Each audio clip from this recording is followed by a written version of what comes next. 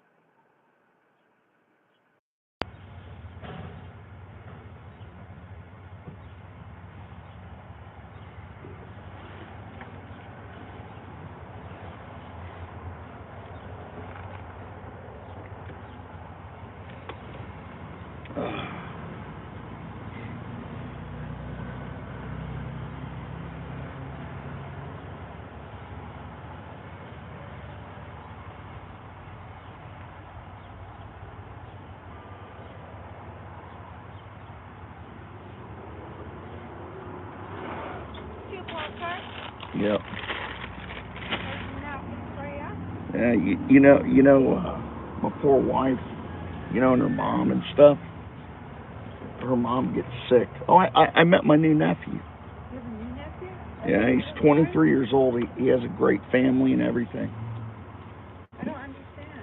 Well, I mean, you have these brother-in-laws that leave their stuff everywhere. Oh.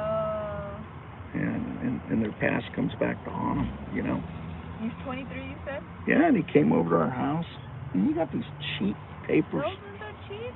Those are not cheap. Oh, they're not paper? Let me see. They look paper. Are they? Yeah, they got white inside.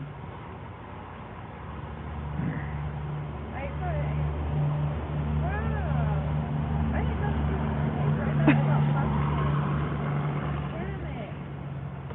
Wow. All this time I thought I had plastic ones. I literally ordered plastic ones. They sent me the wrong one. I'm going to check my order. But, And I remember I told you know what? I thought, give me a minute, Paul. Okay. Hey, what's up, man? How y'all doing? Oh. Huh?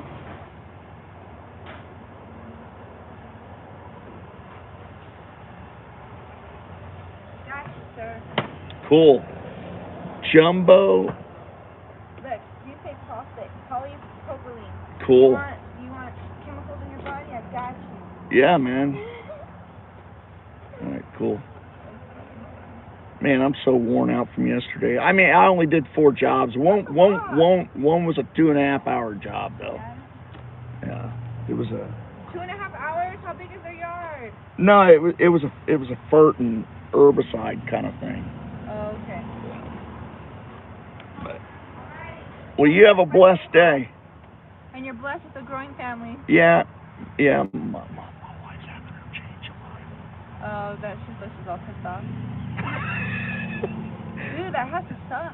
Does it? Is it worse? You think it's worse than like PMS? For sure, 100%. I read a book. It's called what is it called? Rites of Passage. No, and it talks about. Well, first it talks about like how we're in line with the moon. The moon phases. She's getting me anxiety. Well, there's nothing in our society. It's frowned upon when it should be celebrated. Well, I love my wife, so it doesn't matter.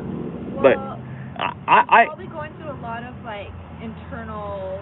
Well, the thing, yeah, and I mean, if she doesn't really snap at me on occasion, but the frequency's a little. But it never was unreasonable. Well, you know what's crazy? Do you hear about people get separated because of that? You know what I mean? Like women go through their. Well, I'm not saying, but I'm just saying like you need to have a lot of grace and understanding. No, I do. I love my wife. I mean. Well, anyways, she's probably going through some stuff and mentally. You know what I mean? Like who knows? I'm not there some yet. Mental gymnastics. Well, you gotta think about it. You know what I mean? Like all this chemistry's going on and changing. Well, yeah, but besides that, that's a whole another. But I'm saying like, so like when I had my first kid, like, and you guys don't understand this. is like I was really sad, not postpartum, but I was sad and I couldn't figure out why. And I was like, dude, what the hell is the deal here? Like, I have this beautiful baby, I'm in an awesome relationship, like, why am I sad? And I realized I was mourning my old life. It's gone. Well, you know, and I was having this There's a this. realization on that. Well, I'm going to kind of parallel because I've had this kind of similar thing happen. So I used to work in the spinal cord injury unit, and I did wheelchair sports, an entirely, I mean, rewarding job. Loved it. We went out. Sounds a lot of fun. It was a lot of fun. But, you know, I continue to hear these stories of how their accidents happened and stuff like that. And you know, and I developed this phobia of having my neck broken. Oh, I bet. And so if anyone touched my neck, I would just cringe and like, oh, you know what I'm saying? And it's kind of probably like what. Maybe. Like, you have this, like, where you're like, where did I even come from? So, Yeah, it just opens up this level of caution that I never had to experience I hear before. that a lot about the people that work in the ER. They're all, like, scared of because they see all the crazy shit on the on a daily basis. Yeah, exactly. Yeah. I never, because I worked in the ER and I never got that, you know? I never got, I was EMS and all that, but I did it for like 4 years, and I probably never really graduated to that level of, I mean, you know. I think everyone's different, right? Yeah, but when I was in the spinal cord unit, I graduated like fairly quick. Or maybe it was just my health career. Everyone goes through it. Yeah. Right. Later. See ya. Shalom. Okay.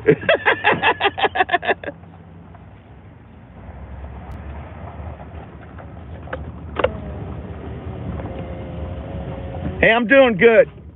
I hope you enjoyed my conversation with the coffee girl.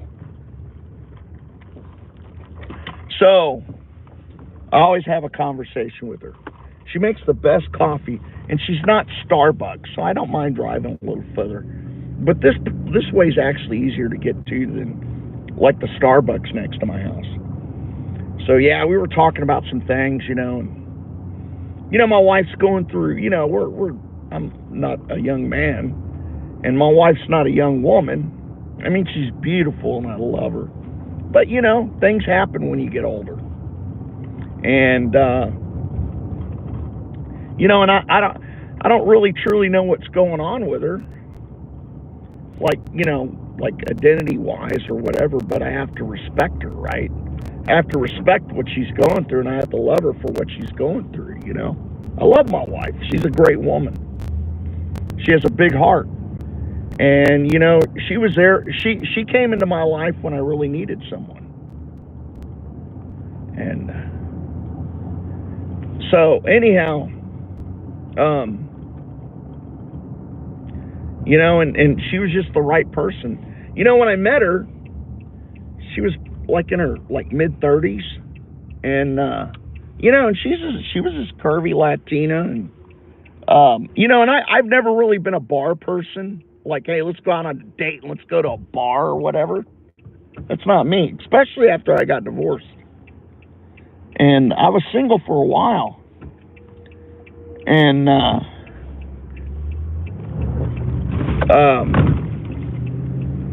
was single for a while.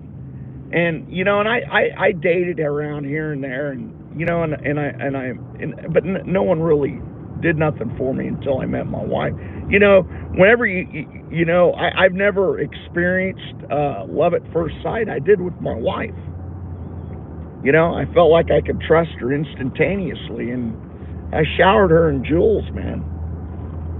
And she. But on our first date, we went to this place called Landa Park, and it's in New Braunfels, Texas, and it's this big spring-fed pool, and you get to ride rides, and you know, and she's a Latina, and you know, and they kind of like to show the assets off, and they don't wear like bathing suits that just keeps them, you know, keeps them covered, right? It wouldn't fly in like Islam or something, okay? The bathing suit she was wearing, it was really hot, and you know, it was really nice looking. I was just like, oh my God, how could I be seeing this. And so that's what we did. I guess it really went our, like, I guess it was our first official date. We went out to eat and stuff. I got to know her and stuff. And, but yeah, it was great. And she looked very beautiful on that day. I couldn't keep my eyes off her. You know. And now we're married, I guess 14 years later or something. Is it that long? 14 years? 14 years maybe. And you know, and she's just a good person, you know, and you know, and I already went through like having an aging parent, and you know, and I mean, I don't know, it wasn't really stressful for me. I guess it was. I mean, you know, my dad was a robust man, and he did all of his lawn. He wasn't like a lumberjack or something, but you know, he was healthy, maybe. You know, he was athletic as he could be in his late 70s and up until about 6 months before he died. You know, but you know, and so when he died, or when he started like having like heart problems, you know, I mean, I had to take care of my dad. You know, I had to help my mom. My mom's very healthy. She's 85. And I think when she gets to a point where she can't take care of herself, that, you know, and I think it's normal. I mean, she loves me, but I think she would prefer to be with my older brother. Now, my sister, who's getting ready to get into her mid-60s, I don't think that my sister, my older sister, because could take care of my mom. I don't think I could take care of my mom. We're, you know, I'm not a clean enough person for her. Okay, I'm not, and I'll be the first to admit,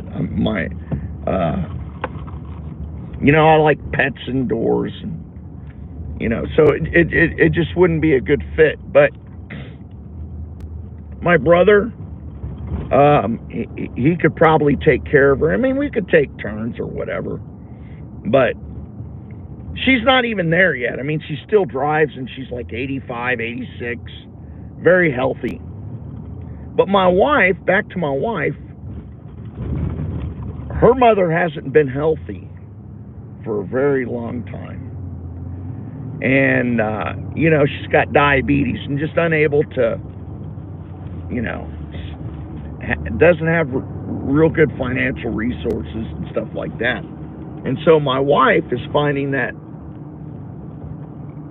well, not finding, she's been having to like probably take care of her easily, intensively, for in excess of 20 years probably. I don't know. I mean, we've only known each other since Valentine's Day of 2012. And she was having to take care of her mom then. So I know at least that long. And so, you know, it you know, on top of having this stuff happen, and you know, in her, you know, herself late in life, she's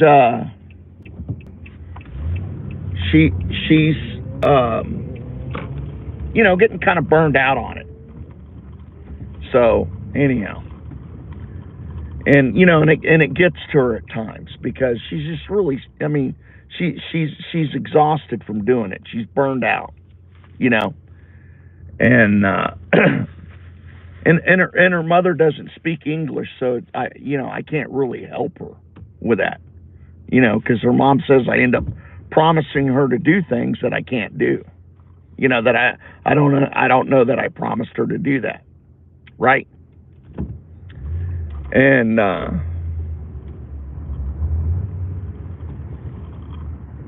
well, anyhow,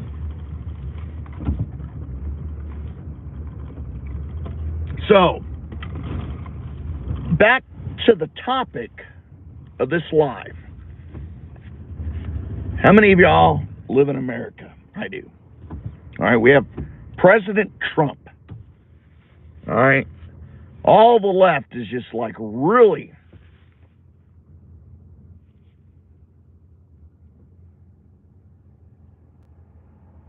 Oh, okay, I'm sorry.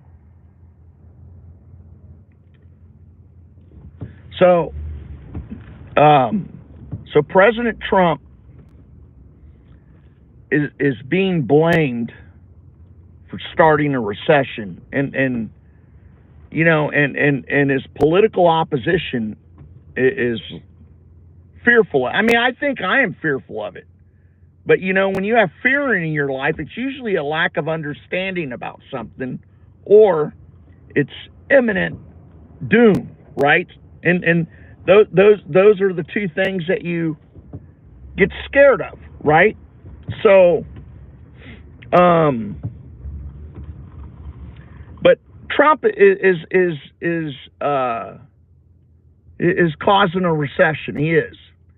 And, you know, and in most circumstances, it would be a bad thing. But the market's stagnant, okay? Yeah, I did. I'm giving you some life experience right now, man. And I gave you some, like I just did this spiel about my aging parents. You weren't around to that? Yeah. So he's causing this recession, and it's because we have this value of the dollar that is not. Shit, I ain't gonna be able. Hopefully I can get home to my wife, because the value of the dollar is not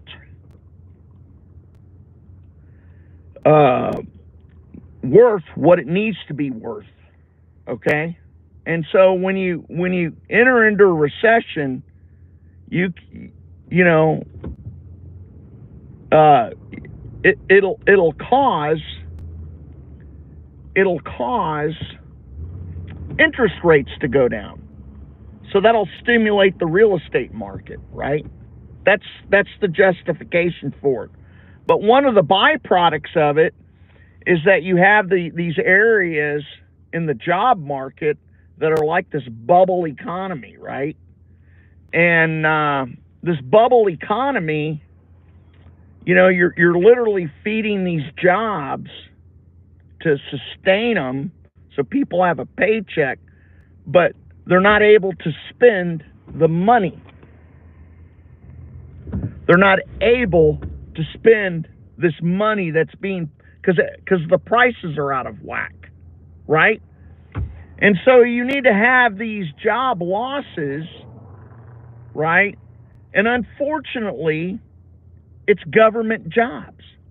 Unfortunately, those need to be cut, and that's spurring this recession. But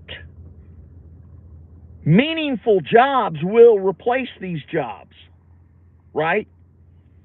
So, like right now, I'm mowing lawns. People truly don't need to mow their lawns unless they desire a pretty lawn, right? So I'm kind of a bubble economy, right? You know, I like, but in some aspects I'm not. Like I work for a real estate buying group, okay? And I go over there, I maintain the property so it looks nice when a potential buyer comes, and so I help sell the property, so I'm contributing to the market. Where I don't contribute to the market, so to speak, is when they own the home, the people own the home, and they want to maintain the property for aesthetics, not because they're selling it, okay? So that is kind of the bubble aspect of my position.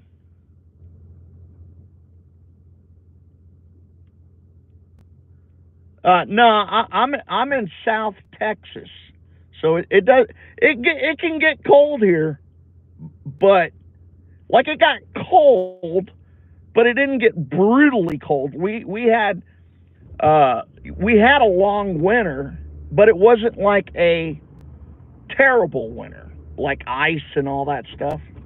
So yeah, it's not cold right now. I'm wearing shorts and sandals right now. So it was in the mid 50s, and so I put on my sweater with my shorts because that helps keep you a little warm. so so Trump is doing this recession to lower interest rates, and he's cutting jobs because that needs to complete the recession. And it's unfortunate for some people, but it's going to happen at some point. If he doesn't do the recession sooner than later, well, I mean, the recession might happen near the end of his term, and then we have another election and don't get someone elected that knows about the economy. So this is going to be a good thing, I think. I mean, that's the objective, and is to stimulate the economy through a recession by lowering interest rates. 2, stimulate consumer spending, which isn't a bad thing. So anyhow,